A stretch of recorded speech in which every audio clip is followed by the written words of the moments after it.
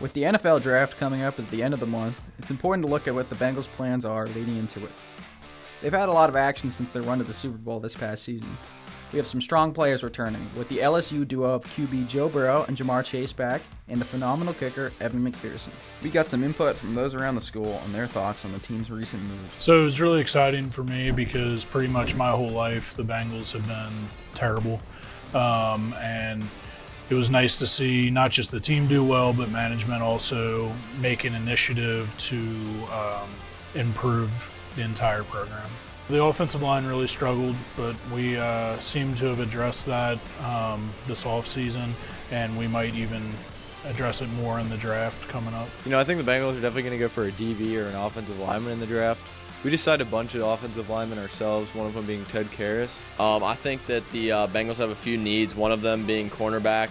They lost one of their cornerbacks from last year, and I think they're going to fill it by picking Andrew Booth Jr. out of Clemson, or a defensive tackle from Georgia, Devontae Wyatt, if he falls to us at 31. I think the defensive backs aren't that bad, but we still need a corner, preferably over a safety.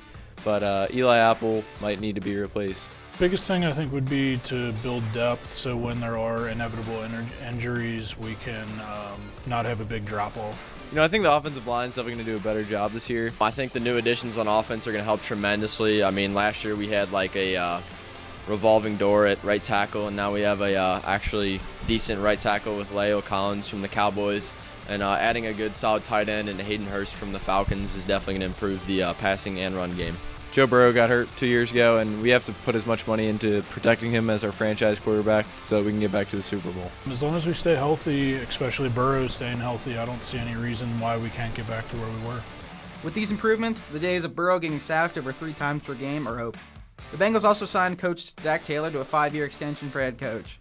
So it's safe to say that the future is still very bright for the Bengals, who will win many games for Cincinnati.